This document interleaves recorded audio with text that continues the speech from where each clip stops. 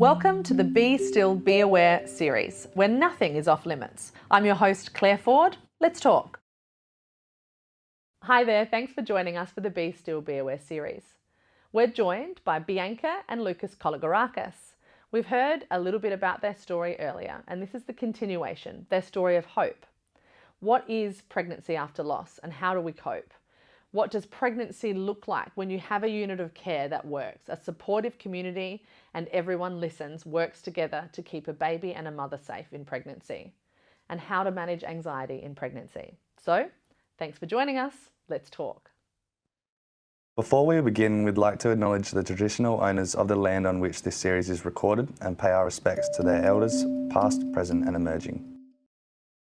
I am joined again by Bianca and her fabulous husband Lukas and beautiful little boy Sage. Bianca and Lukas are parents to three gorgeous children, Luna, Atlas and Sage, and we are going to be joined with them today, and we're going to talk about all things pregnancy, parenting and a journey that's a bit unexpected. So welcome.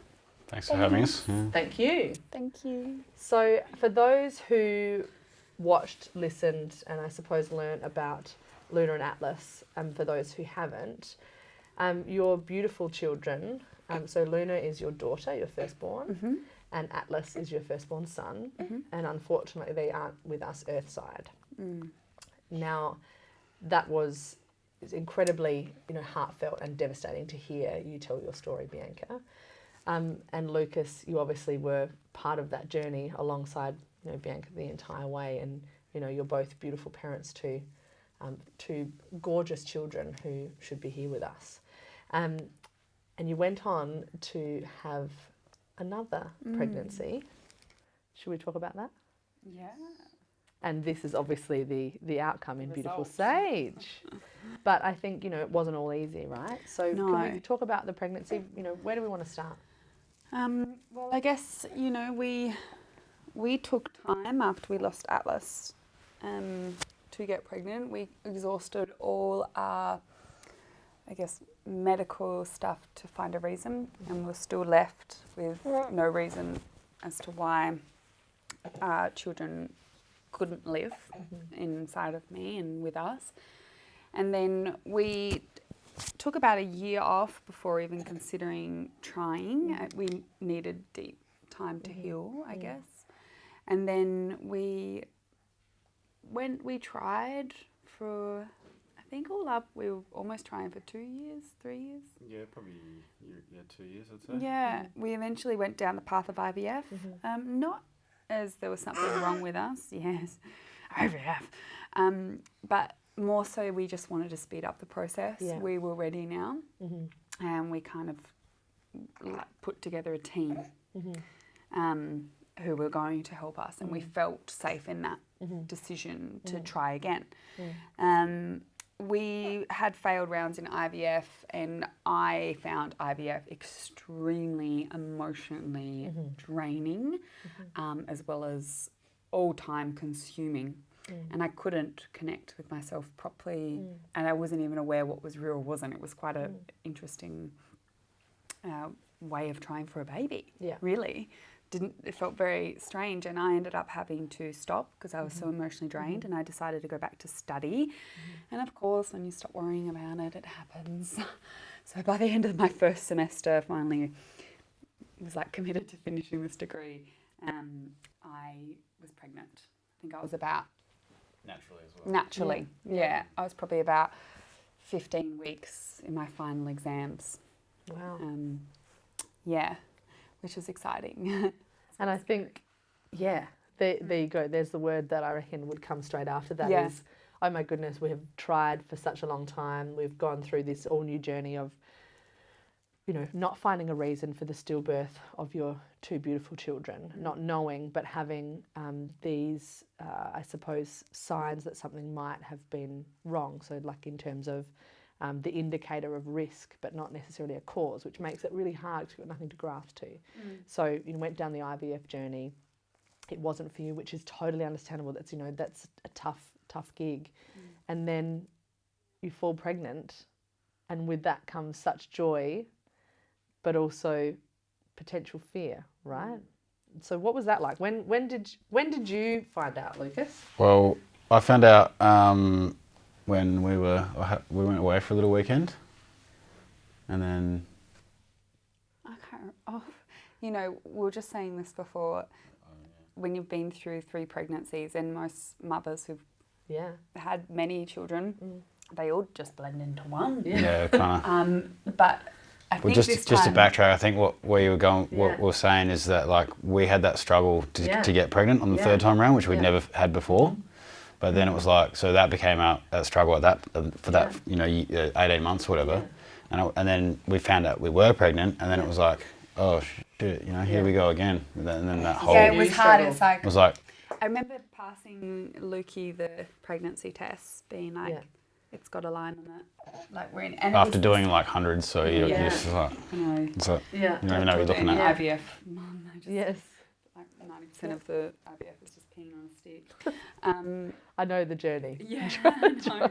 Yeah, and it does take the joy out of it, I think, as well. You know, it's very sure. We were so far beyond that though. We were just like trying to get to the end, and the end game. Joy for us. Yeah. The end of a healthy baby. That was the only joy. It was just There's nothing normal about where we were at that point. So.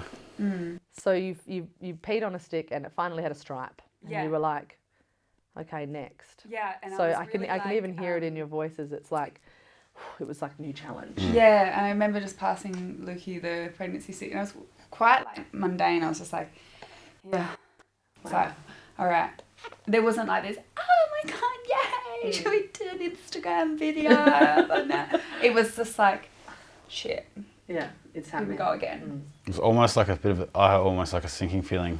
Yeah. Like slightly. It was like, is this going to be any different? Because like we had no reasons from the last times. And then we just go, well, then hang on. Oh, maybe nothing's going to be any different this time. But like sort of deep down, I was like, I just felt like this was the one. The odds weren't with us. The odds weren't with us, but like kind of had a sort of deep down positivity to it. But because we had a plan. Yeah. We had a plan, that's it, which we hadn't had before, which was so important for us mentally as well, just to sort of... So talk us through that, because it sounds like you had a plan, because after Atlas was born, you were incredibly angry, and you really went down the road of going, okay, what do we need to know? And you educated yourselves to the nth degree with all sorts of things, from clinical understanding to more metaphysical understanding and physical understanding, and all of this that you did. You exhausted everything. You there was no stone left unturned, and you were very, very educated and very well prepared from a knowledge base. So the joy, but also coupled with that deep sinking feeling of, okay, we need to make sure this works. What was your plan? Yeah, well, before we started trying, which we didn't realise was going to be a long road ahead, we decided to find an obstetrician who was going to pull our baby out earlier. We knew that both Luna and Atlas passed between... Luna was almost 34 weeks and Atlas is almost 32. So we know we wanted a baby before, to come out before then. Which in the world of premies, those kind of ages are well beyond what's pretty much safe. So we found our obstetrician who was willing to do that. And to be honest, she was like, oh yeah, I wouldn't be doing this other way. Like, she was like, we don't mess. So straight away. This is all we know. This is the history. That's our data. And then we had appointments with neonatologists who kind of just gave us a bit of a chat about what to expect. He did recommend if we could go to 32 weeks. And we were like, great, we'll be on bed rest for 4 weeks. And then from bed rest, we will just keep going day by day and take out the baby when I feel it. Kind of thing. And then from there, I guess it was just the least natural pregnancy you could imagine. Completely medically intervened and involved. But you felt supported. That's right. Absolutely. And finally. Finally. It was just... But that was also through a lot of our own pushing. Like it wasn't offered really. We had to sort of push for it as well. So. Which So is if we go back to your previous pregnancies, you know, you had this instinctive feeling that something wasn't right, but you couldn't put your finger on it. Yeah. You'd, you know, understood that something was different. You're both babies behaved differently to their normal, and there was red flags, but they were just not seen. Yeah. And you weren't supported, you weren't heard. So this time round, you know, you went in determined to be heard, and like you said, Lukas, you felt like you had to really push still. Yeah. It wasn't for lack of, you know, still having to do that, which is really interesting. You know, you, even yourself, Bianca, just talked about the fact that, you know, you spoke and you had this plan, but even so, you still had to advocate as a unit together. Yeah. So you two together and Sage, you know, as a unit, and an empowered unit of that, then you engaged with this obstetrician that you felt supported with. But what did you have to do to really continue to feel heard? What was it that you said you had to push? What were you pushing for? Well, I think some of the important part of it is that we had some private cover as well, which actually turned out to be quite a bit, make a big difference, because otherwise we wouldn't have been able to see that person who ended up supporting for us. Yeah. Which shouldn't, that continuity of care, which you shouldn't, I don't think, like when you get to that point, that shouldn't have to be the scenario either. No. And that was like a slight factor that helped us get to that point where we could actually have someone where we felt supported. Yeah. And what did that support feel like? What was that support for you? Just having a place to call. Yeah, someone but to speak to. I think just really get it, and always not only be the advocate for myself, but also for my baby. There was a lot of stuff that our obstetrician did that it was almost like, wow, are you my mum? Yeah. Like it was real above and beyond when it came to helping us feel sure and safe with the decisions that we're making and the questions that we're asking. No stone was not turned over. There was constant, like, you know, every appointment I would be like, hey, I just jumped on Google and I read about this blood test. And she was like, great, let's go, here's the blood test, go get it done, I'll call you tomorrow when I've got the results. There was just constant, like, I got to be in charge. Like, this was my baby and they were here for my baby. And it felt really, really safe and just cared for, held, seen. Yeah. And you still felt like you were still, you know, Well, self-educating. Yeah, well, the whole So way you through. still But took information there. So whilst you still weren't offered the tools or gifted them, you found them and you were still heard. yeah, Yes. but it took the two losses to get to that point where we'd actually get taken seriously. Infuriating in some ways that it took us. Like, would have we got this care if it was in our first pregnancy or our second? No, we know that. We got this sort of care because we were in the third running of this journey. And I guess people didn't want to risk it. I sort of got the undertone throughout the whole thing. Like, I don't know if it's right or not, but it was like there's almost like an acceptable sort of statistic of like what can be lost, if you know what I mean. Like, just not like that's a Foord thing, but it's like, part of the data shows that that's going to sort of happen. So but this, like, it shouldn't really be like that, I don't think so.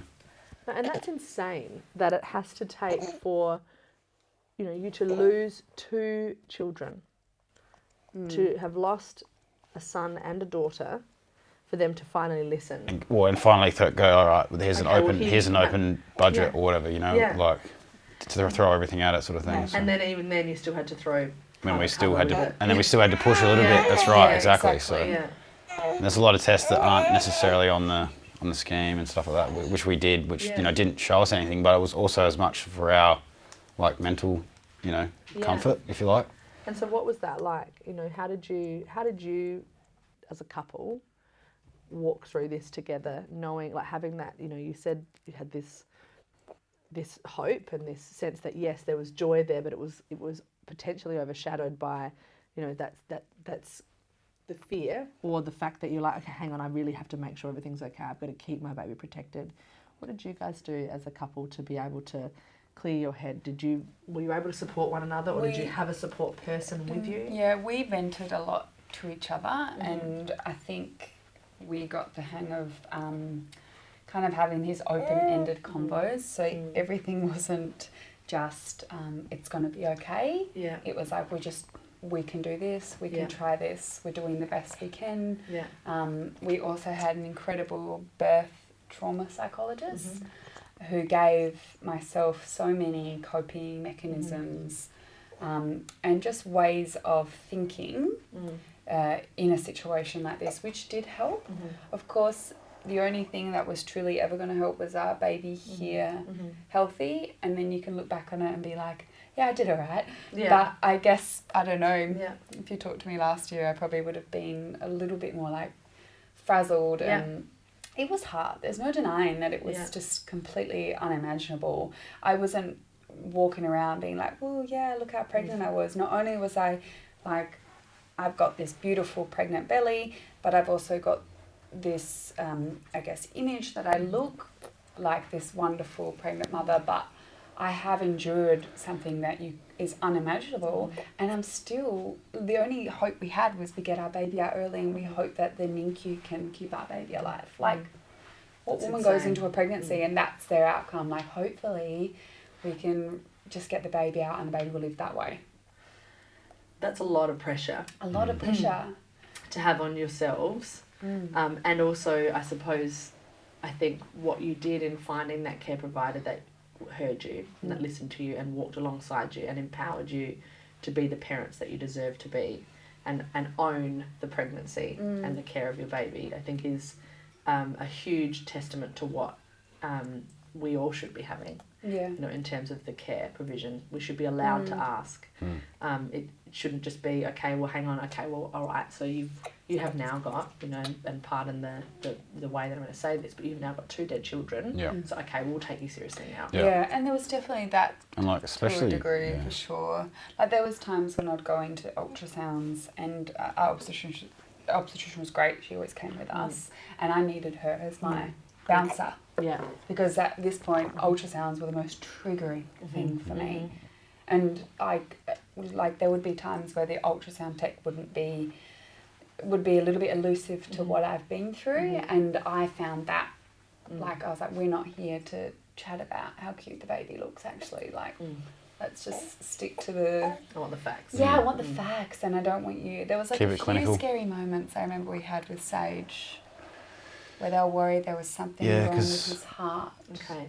Yeah. But it turned out it was just poor wording. Well, Okay. I think it was also just the level of scans that he was getting was like pretty unheard of. So they were like kind of seeing baby in so many different developmental stages that they were kind of seeing things that weren't really there. Yeah. So that was also a good thing that our obstetrician was with us, because she was obviously more educated in that field and could give us all the... Yeah, because really reassuring in the sense of like, I don't even know how to describe it.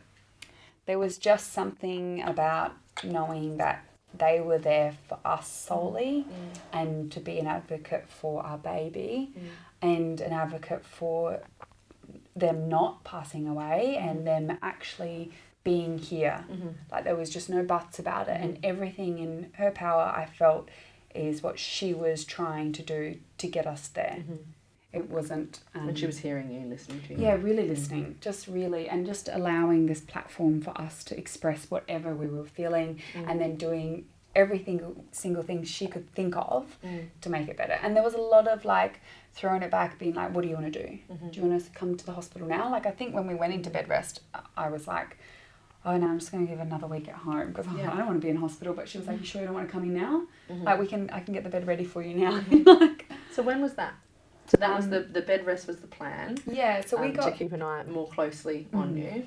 And I think that's awesome that she gave you. So when are you ready? I think that's Absolutely, excellent. everything and was... when are we clinically ready? Yeah, and that's literally the two ways because she was extremely professional but very heartfelt individual. And perhaps that is because she is an advocate for Still Aware and she is on our journey with us and understood it before she even met us. so we got scans every week from 8 weeks. And they were growth scans pretty much. And then we got loads of blood tests. And then they wanted us or myself and Sage, in hospital from 26 weeks. I opted and was like, I couldn't fathom being in hospital on bed rest. Yeah. I feel like a hospital is very anxiety-inducing place, especially when you know that's what you're kind of there for. Like that's what it's going to. The outcome will eventually be surrounded by that little bit of anxiety and fear. A delivery. Yeah. So I just stayed at home, and I went in twice a day and visited her for the first week, and I just really monitored movements. I honed in a lot, and then I ended up calling up that day, being like, I want to come get another scan, and we got another scan, and I was like, oh, I think I want to come into hospital now. No, in fact, I think she asked. I think once we got like to that point of viability, you know, viability. Like, she was like, let's just get it you was to like, bed. all right, okay, now it's sort of game on. Yeah. So when it was game on, can you talk us through that? Because obviously your body, you're still having your potentially twice-day scans. Yep. And you're being monitored regularly. You're there, you have access to people and support in terms of a clinical sense. Yeah. Were you able to, you know, be with Bianca as you know, and be in hospital too, or did you have how was it going home when you weren't allowed to be there? Yeah, it was obviously really strange. Yeah. But it was like also very comforting knowing that she was being, because like with the last times we'd just been at home together, and then she just had this feeling, and then it was, you know, you just know that it's like the world's whereas about I to kind smash of went apart. there feeling okay. Yeah. And then it was just a buzzer, and you know, the team in where we were in bed rest was just like, they all knew our story. Yeah. And that was something that I guess in our last pregnancies, especially like with Atlas, it's like they just forgot about our story. They forgot what I've been through. They forgot, you know, what I've endured. Oh, yes. And they just kind of like treated us like we should be okay.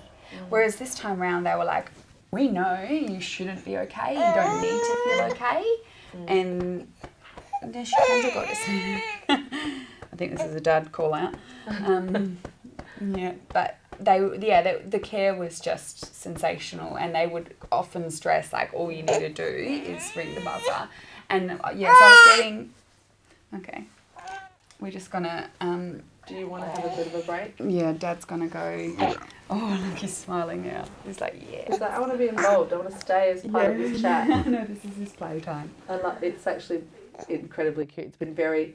Yeah. I'm listening Distracting. intently to, but I'm watching his beautiful big blue eyes stare at me, and his giggle happening behind his lovely sage-coloured dummy. Yes. So if you need to stop and, you know, take breaks anytime, just do. Just wait till he voices it again. But you had a buzzer. So you were there. You were prepared for the potential feeling of having this emotion rush over you, that you went, hang on. Something didn't feel right. So you would just... I was in the power. Yeah. So that's you had what this, I felt. Yeah. I got this. They're going to do whatever I want. Yeah. But Which, then it's almost like I'm going to interject there a little bit and just say that I think you got to that point as well because you guys got in touch, you know, because you were like had the silhouette behind you. Yeah, well, of course. You became a strong advocate. I wasn't aware of silhouette until we lost Atlas, which is sad, to be honest. Yeah, it's like, It's really sad. You know, because you know, otherwise you kind of get left floating around in the pool, not knowing that you can actually do that, like back yourself in. Yeah, I was empowered. You're empowered for sure, yeah. Yeah. And my obstetrician helped with that as well. She was an advocate. And also... And I'm so glad that you got in touch. I mean, obviously, your story is like heart-wrenching and I wish we never met. And I literally, you know, you have... The world was rooting for you. Like, as in, it was just really like... was. Everyone, I felt like everyone was on their seats. Yeah, And everyone was right on the edge of their seats. I didn't realise. Just going, you know, and, you know, we were even getting messages from people at Still Aware saying, hey, has anyone heard? Because obviously, you know, it's you're so open with your journey, but this is intensely personal as well. And I went in I shared a lot of Luna and Atlas's loss, and I shared Atlas's pregnancy and going into a subsequent pregnancy after loss on my social media platform. With Sage, I decided not to. Yeah. Well, it was a way of helping you grieve. I think. And I think But then you were just like over it, and you just wanted to like try and focus inward. It. It was just so much. Like, I no longer wanted to be a sad story. I just wanted to jump back on my platform when it was all over and be like, here's the good news. Now I can share how we got there. Yeah. You know, I didn't Fair want to enough. be. Yeah. I was like, absolutely fair enough. Yeah, I couldn't you know, do it really. But emotionally as well, and physically, I think this would have been, you know, this pregnancy as well. You know, just this holding out this hope and this constant hope that everything will be okay and that you will be. And I was very open focused during the pregnancy. Like if people would be like, "Congrats, how far along are you?" Stuff like that. I wouldn't even stop. I would be like, this is my third pregnancy. My past two passed away. They were born still. This is a high-risk pregnancy, and I'm going into early bed rest, and we're going to hope for the best. Yeah. Like, I was like, no bullshit. Yeah, you were like, real. I want you to see me right now because I can't have you see me in any other light. Yeah. And that also was a way of me feeling more supported by people. And it also kept me able to teach and to be seen and feel comfortable. Yeah. Absolutely. Yeah. So you're on bed rest. Yeah. Now, you've got your buzzer. Yeah. And I know that, you know, so can you talk me through, did you go into labour? Were you, did you have tightenings? What was it? Can you talk me through that? I went into bed rest thinking that I was going to have 2 weeks. Yeah. And then it would have been a tough call, but I would have had to make the call that we're going to get this baby out now. He's falling asleep. Oh, yeah. And doing a little bit of a chat. Yeah, parenting, keeping it real, this guy over here. Yeah. We love it. This is exactly what it's like behind the scenes. I know. That's still aware, to be You know, I honest. knew babies chucked up, but I didn't realise they chucked up this much. Some babies don't, but I'm like, it's really gross. Oh, I love it. So I went in there, like I had my statue of Lakshmi, who's a Hindi goddess in fertility and abundance. I had all my crystals. I had my diffuser, just lavender, no clary sage. Every nurse asks me that every single shift. Oh, really? I had, you know, new pajamas, books. I was set up for 2-week camp in the hospital. And Part of your plan. a part of my plan. And everyone was bringing in food. I had all these friends booked in certain days to come visit throughout the whole 2-week period. I was getting 2 scans a day by my obstetrician. Then I was getting 3 Dopplers by every midwife on their shift. So every time a midwife would start their shift, they would give me a Doppler listening to baby's heart rate. And then for about 4 hours a day, I was hooked up to a CTG monitor. With CTG monitors, we tried to get that during Atlas's pregnancy. They told us it's too soon. Obviously, we were sooner. This time 31 weeks was too soon. Yeah, 31 weeks was too soon, and we had him hooked up at 27 weeks. And it was, there was obviously, they said sometimes the reading can be a little bit off, but he showed us that he had a good reading at 27 weeks, and we could get a gauge of what was happening in his little It's still home. doable. It just takes more work. Yeah, But still it's doable. doable. It just takes more work. Yeah. Isn't it funny that people shirk that? Anyway. I know. Even when we're at that point, some of the other team's members and stuff were saying, "Oh, it's too early. It's not worth it." You know, that kind of thing. Yeah. Other people were kind of saying, oh, no, it's not necessary. But for self-preservation, Yeah. absolutely. Yeah, totally. This is where I suppose that, like you said, they at least knew your journey. But when people don't understand, don't you dare take that off of me. Yeah, and I think that Leave that on me. I want to know what's going on Yeah. inside there. I want to make sure that he's okay. I know our obstetrician was all for that. Was like, great idea. Yeah. Like, Yeah. probably would have done the same, Some you of know? her colleagues, that's what I'm saying. Some of her colleagues were saying, "Well, it's not worth it. You know, we're not going to act on Yeah, it." well, there was, the data shows that sometimes the heartbeat can be too irregular and too sporadic that it doesn't show a clear reading. But we had a clear reading. So on day 4 of me being on bed rest, I went and got my weekly growth scan in the actual ultrasound room in the hospital. Like my other ultrasounds were just little ones that she would wheel in, and they weren't as fancy as the big ones, but they were enough to give us a gauge of how he was going. And we just kind of monitored. I think it was a really interesting thing that I hadn't heard of. My obstetrician offered us the baby had to like tick 8 boxes or something during a scan, and it was things like certain movements in certain limbs, swallowing, breathing, hiccuping was like even one of them. And I think they don't do that anymore, but that was an option. Like they wanted to have, like, she was happy to bring it back in. She was like, why not? We're doing this scan. If this will make you feel okay here, you know, I was essentially in her care.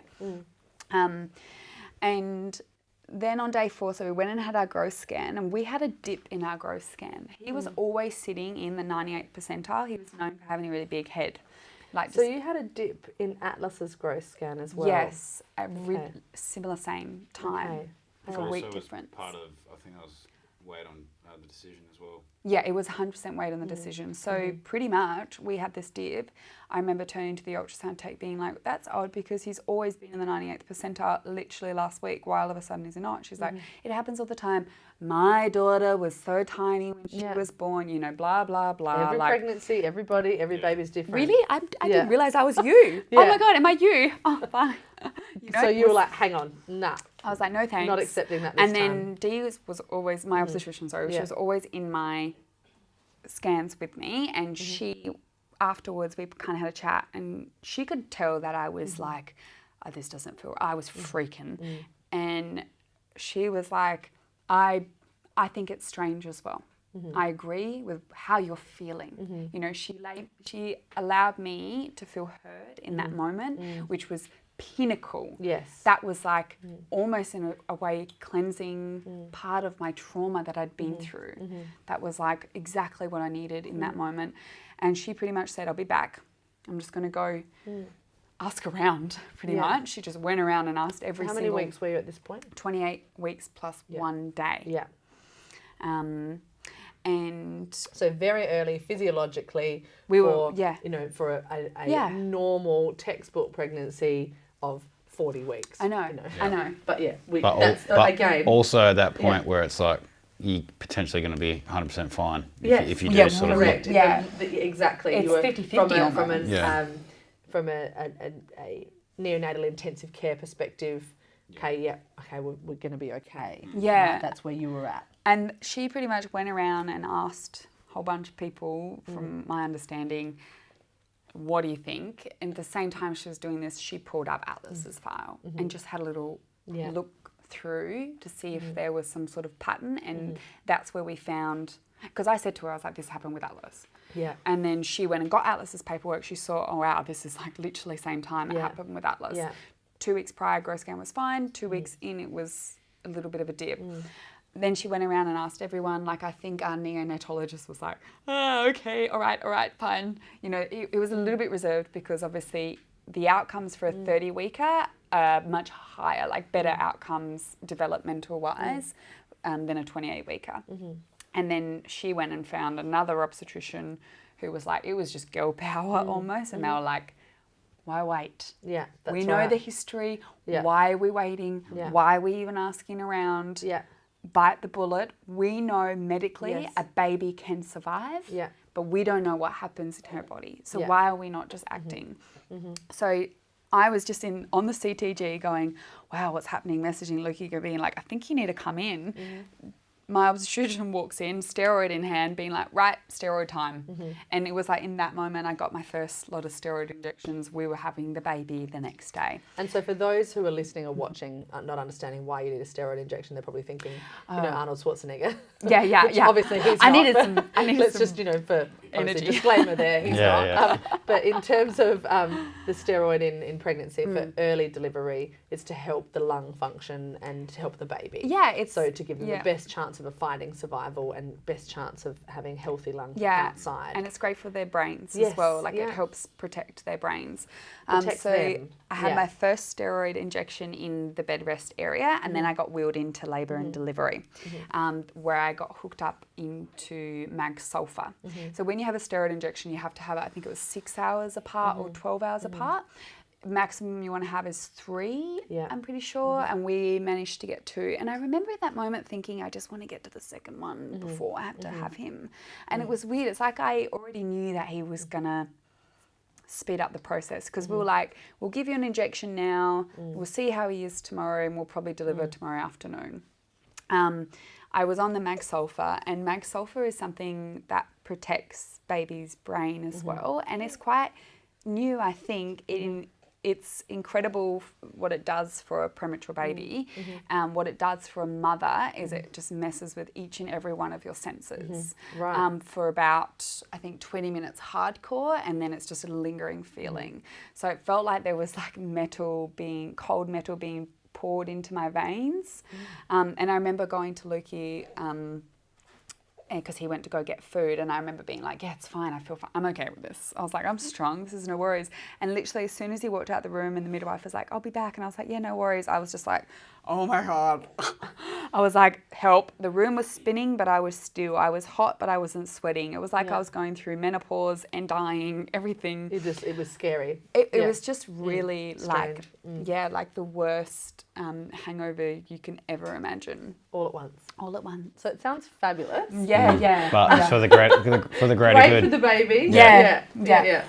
So you had this, you had the injections. Yeah. Both. Then the mag sulfa. And then the mag sulfa. Then I was on to a CTG monitor. It was kind of like, all right, everyone go home. I'm in hospital with hubby. We deliver tomorrow afternoon. We'll call in throughout the night. Yeah.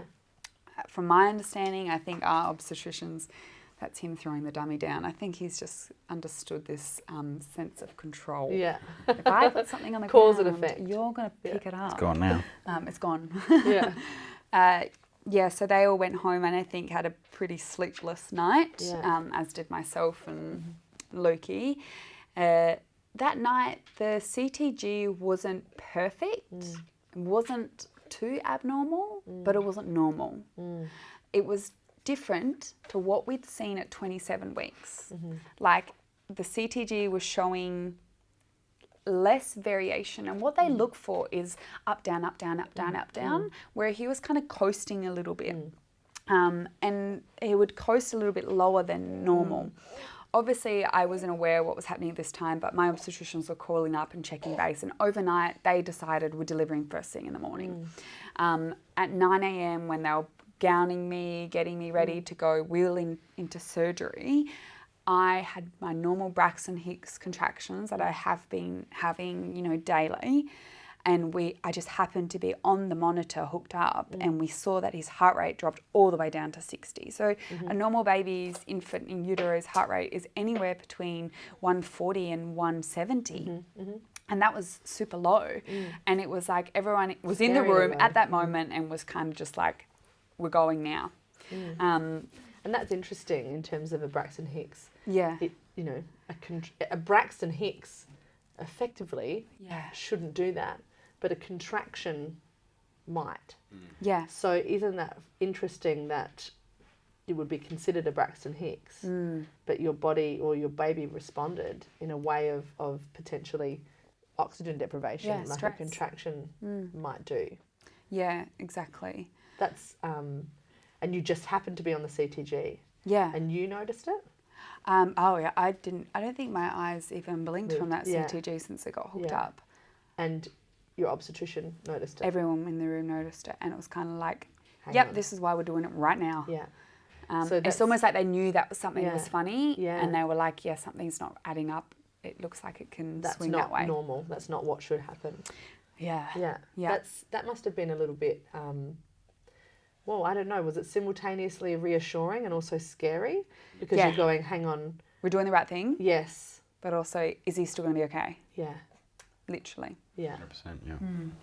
And you were there? Yeah, Lucas? I was there for that, Yeah. I stayed over that night. Yeah. We were kind of delivering that day anyway. But even I was a little bit like, is this a bit early? Because the plan had always been like 30, 32. Yeah. And then we ended up at 28. Yeah. Rightly so. And so now we're getting, that's right. Yeah. But now we're getting like pretty early. So it felt like we were making the right decision. Yeah, it just helped reassure, like with those, monitors, like with those CTG results. How did you feel when you saw that? Like when you saw his heart rate? I panicked. Yeah. For sure. Yeah. Because in that moment we were turning off the CTG to get wheeled into surgery. Yeah. So there would be a fleeting moment where I wasn't hooked up. Yeah. So that was a bit it was like moments. I literally was in one room to the next room, but it felt like forever. And I remember just getting back into the surgery room and just being like, is he okay? Is he okay? Is he okay? Is he okay? Like I just kept on asking that. Like I was like, stuff the gown, painkillers, just quickly do another scan. And keep an eye on him. Yeah, literally. And so then what happened? You went into surgery? Yeah, when I was pregnant with Sage, I was reading this really beautiful book about the Hindi goddesses. And Lakshmi, I guess, was kind of my muse.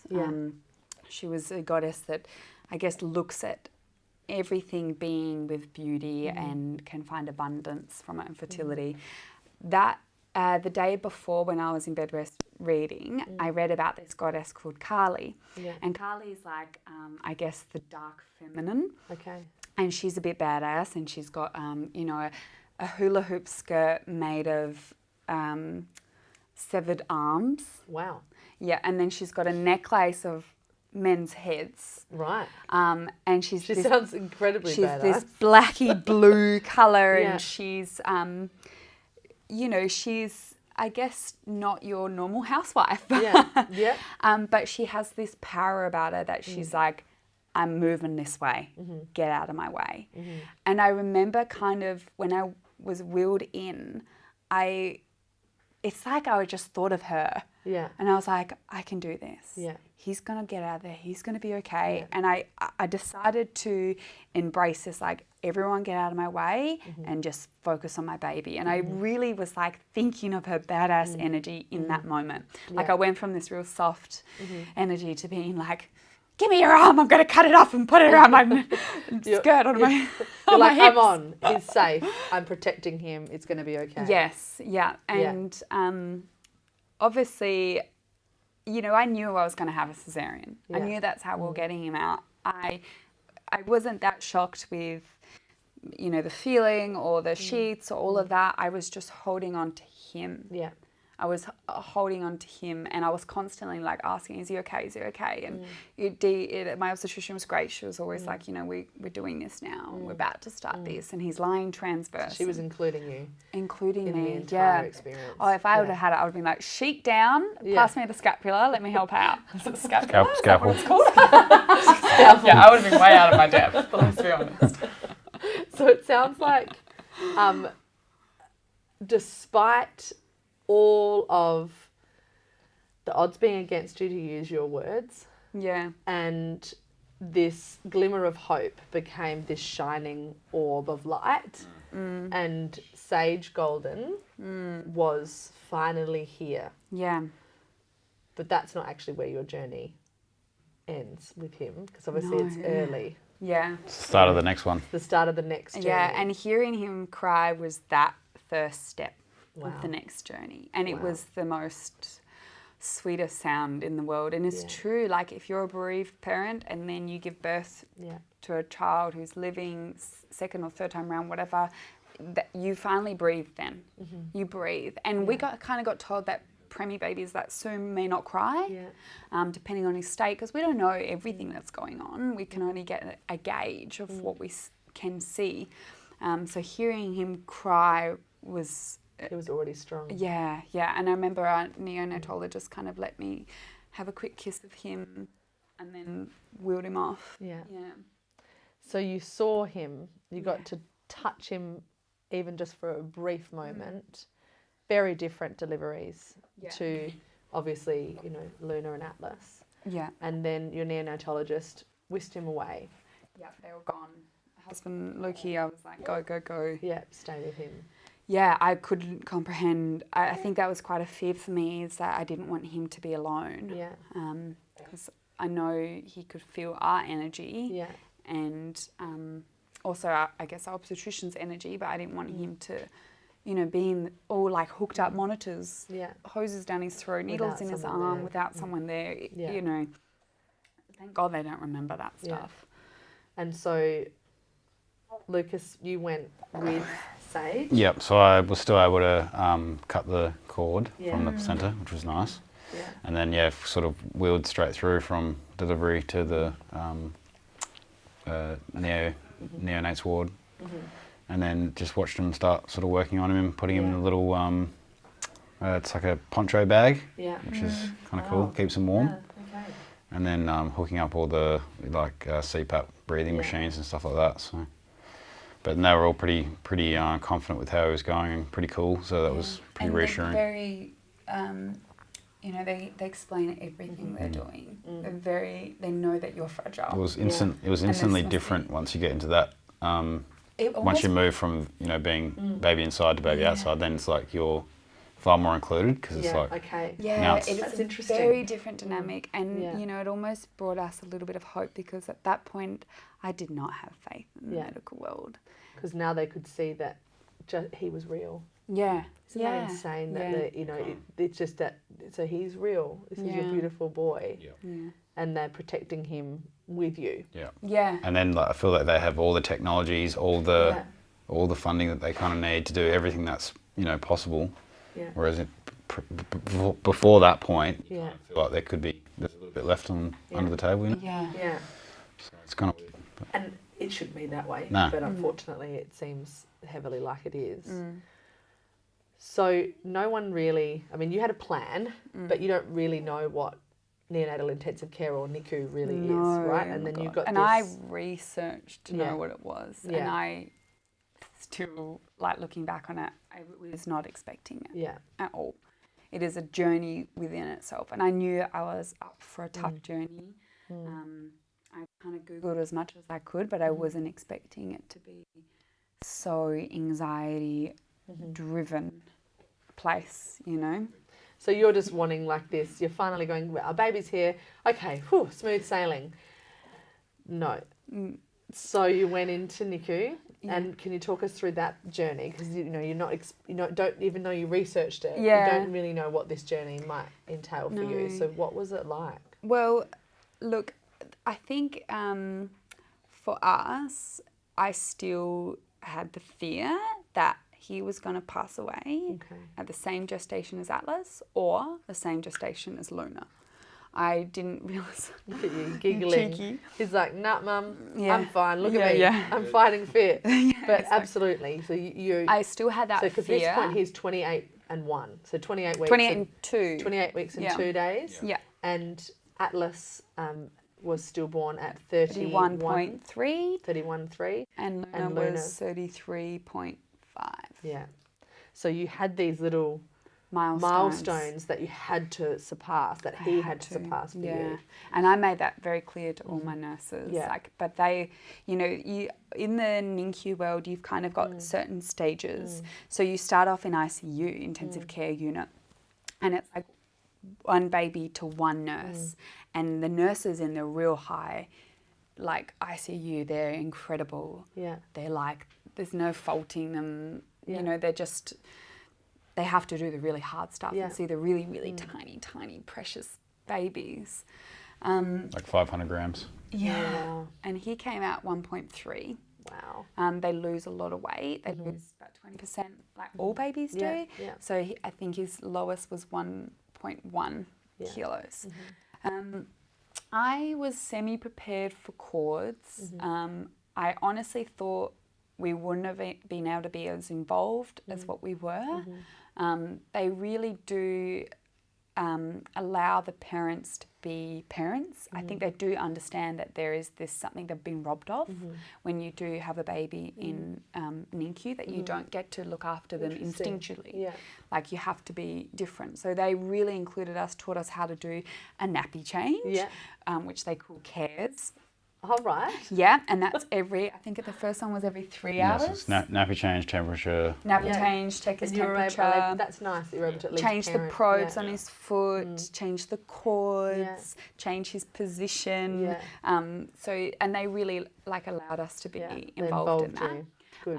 One thing I wasn't prepared for is a baby under 30 weeks has something called a bradycardia, and it can also be tachycardia. So tachycardia is a high heart rate and bradycardia is low. Yeah. So every now and then, little preemie babies forget to breathe and forget to beat their heart. Yeah. And all of a sudden, you're in this room, monitors beeping constantly. If your baby's heart starts dropping, that your monitor starts going off, and nurses and all the doctors, they pretty much come running. I think the max Sage had in a day I recorded was 15. Wow. So that was like, and some of them he would pick up on his own, especially when he got bigger, and then some of them the nurses would have to quickly intervene and remind him to breathe and to stay alive. Wow. Yeah. So that was like... So that's all it needed for Yes. them, was just to alert him. It's not a big deal. Yeah. But for a woman whose child has just died for no reason and their heart stopped, Yeah. massive deal. Yeah, for me. totally. Yeah. Every time that happened, it was like, it's happening again. It's happening again. It was really hard for me not to be prepared. Keep getting triggered by it. Yeah, I was always triggered by it. I ended up getting a really, like, I spoke to my psychologist when I was in hospital, like, because obviously everyone was like, hey, do you want me to come see you? And I was like, turns out we've had him. Yeah. Here it is. And my psychologist was one of them. And she was like, oh my God. Yeah. And then I was like, look, You're like, I'm just a bit distracted right now. Yes, I was like, I need your help. I'm Yeah. freaking out. And Yeah. she really gave me a great coping mechanism. Every time the alarm went off, I would say to myself, isn't it amazing that these women and nurses are coming to look after my baby? Yeah.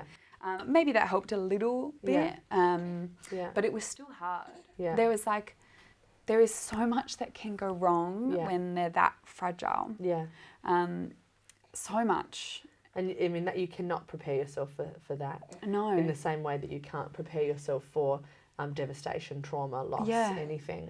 And so you were just hanging on to the fact that he would be okay. Yeah. And so it was just moment by moment, day by day, hour by hour. Literally. Yeah. And I guess I was in hospital for the first 5 days recovering post C-section. Yeah. So I visited him like all the time. Yeah. I think, you're meant to take a wheelchair and my midwives were taking too long. Yeah. So I was like, I'm going. going to work this machine out myself. Yeah. Or I would take the stairs. I definitely should have been, that's another thing, like recovery-wise. Yeah. When you have a cesarean, you've got to be somewhat horizontal for your day, but I was not. Yeah. I was sitting in a little chair. Because you wanted to be near your baby. Yeah, I had to be. There was like no denying it. Like I couldn't imagine being anywhere else because that was the best place in the world to be. Oh, yeah. You know, like pain and all. It was just like I need to be aware of everything that's happening with him. So I was super, super involved. And, it got to the point towards the end of our journey when the nurses would do their handover. And I so many times just wanted to interject and be like, here, let me give you the lowdown. Yeah. Like I wanted to be like, so in your file, you will see that he's reflux, that he's on half thickener, he's a little bit constipated at the moment. We're thinking of an enema, like I just knew absolutely everything. Because and do you know what? Rightly so. So it sounds as though you were in a weird way able to still parent or co-parent, because you had all these other mums you talked about, like these other women and nurses coming to his aid.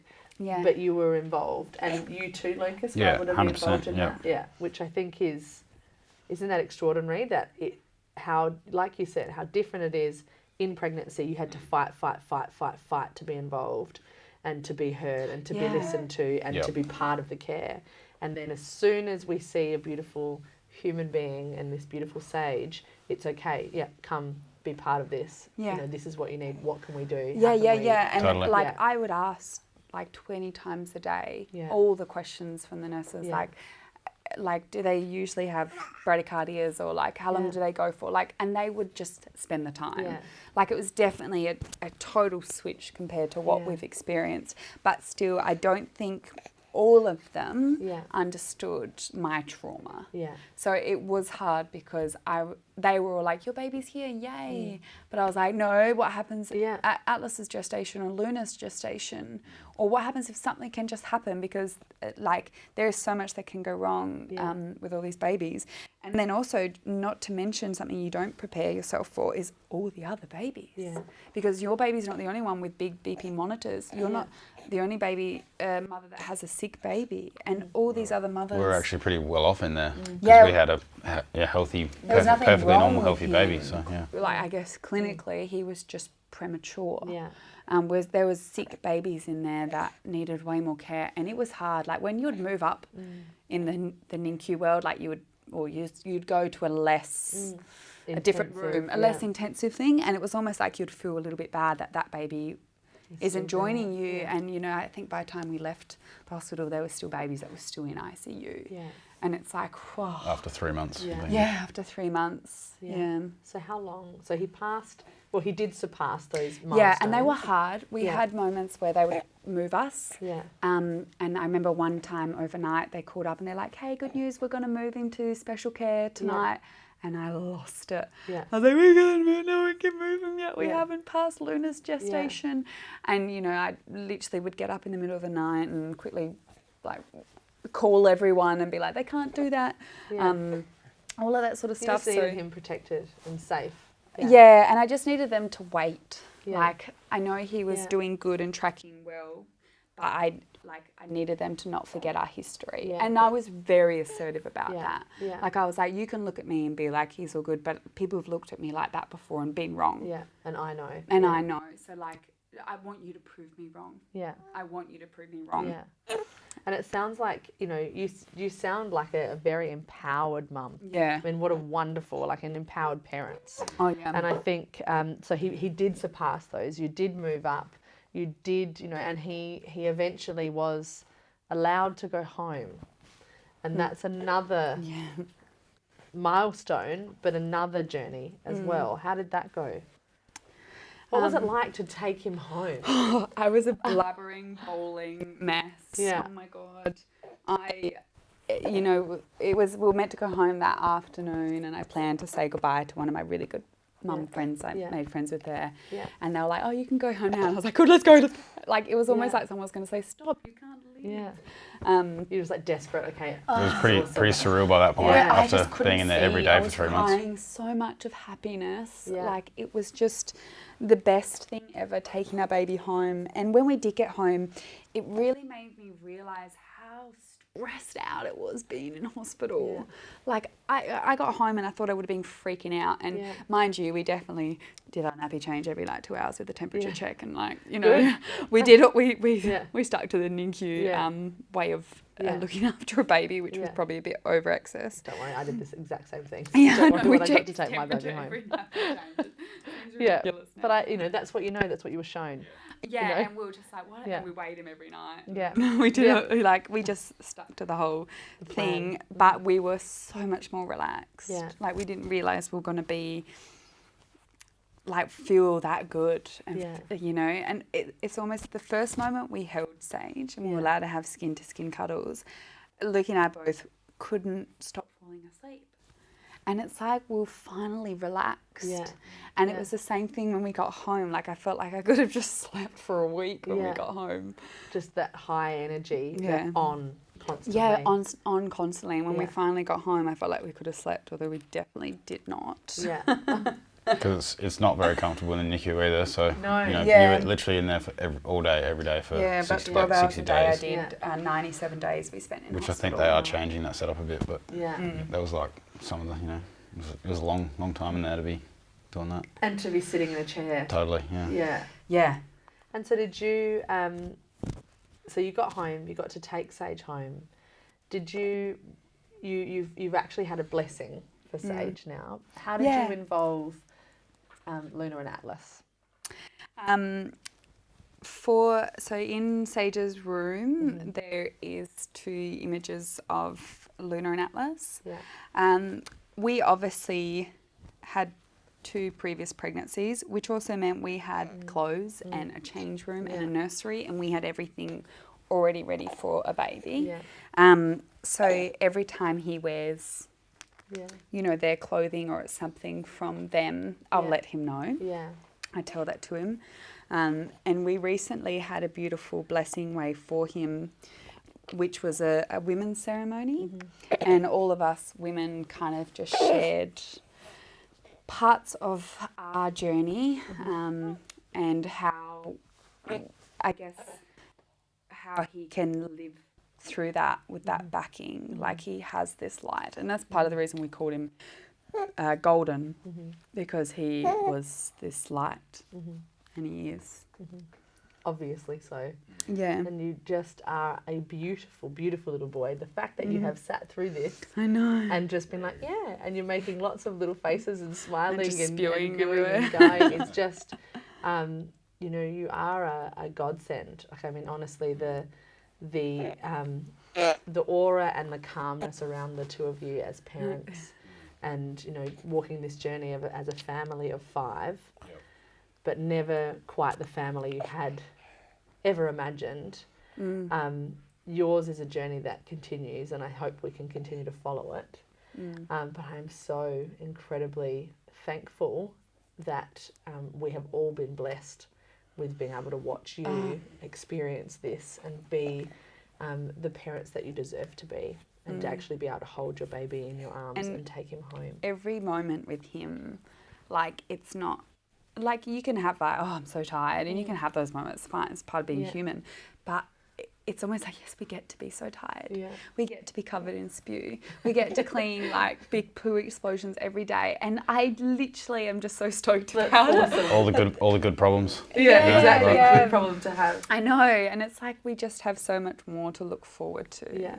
Like, we just love him growing. Yeah. You know, that's our blessing. Him growing. Yeah. Brilliant. So if you wanted to give dads any advice, Lukas, on pregnancy, being that supportive father, or life in the NICU, what would it be? What do you want people to take away? I think it would be just obviously try and be as supportive as you can for mum and baby in the NICU and all that. But also, when you're sort of finding it tough or whatever, just reassure yourself that it's only temporary, and that kind of goes through right through when you're not getting sleep at night and all that. It's just that temporary thing that you're going to work through. So if you just sort of hang in there, it's going to get better. So. And it sounds like you have been like an incredible support network to one another. And what about you, Bianca? What do you want to offer? What are words of advice that you want to offer mums or partners? I guess stick together. I get with parenting, like when you actually have your baby at home, there is this weird thing that happens, like who does more war. So I guess to stay connected, that you are a team, and we both have different roles to play, but ultimately it is a team. And then I think for mothers now and parents now is just to hold your baby a little closer. Like these moments, every moment is a blessing, really. Just appreciate what you've got. Yeah. It's pretty easy to take it for granted, you know, which is understandable if you haven't seen the other side. Like, you know, first time around with going right back, we would have never have thought this is where we'd end up, you know, 5 years, 6 years later or whatever. So. Maybe we would have complained more if we had sleepless nights with Luna. But And you aren't to know, I think, the fact that I don't think anybody really truly appreciates the little things in life and just appreciates what we do actually have right in front of us. So I think that's a great lesson to end on. Thank you so much to all of you, including those that can't physically be with us, in Luna and Atlas being here today. And Sage, you are an absolute gentleman. Thank you very much for being part of it. He's like, yeah, I'm done. I'm done now. And to Lukas and Bianca. And thanks everybody for listening in and watching. And I think in terms of the advice that we just heard is that you guys are actually a team. If you are on a pregnancy journey together, that team starts early in pregnancy and goes right up through into parenting. And you guys need to be that support person to be able to look after and keep your children safe. And you have every right to be that person. So join us again next time, and thanks for watching and listening. Thanks for joining us today, and we look forward to you joining us again next time. Remember, it's never too early to have a conversation, but it really can be too late. If you'd like to know more about Still Aware, the charity that's bringing you this series, head to stillaware.org.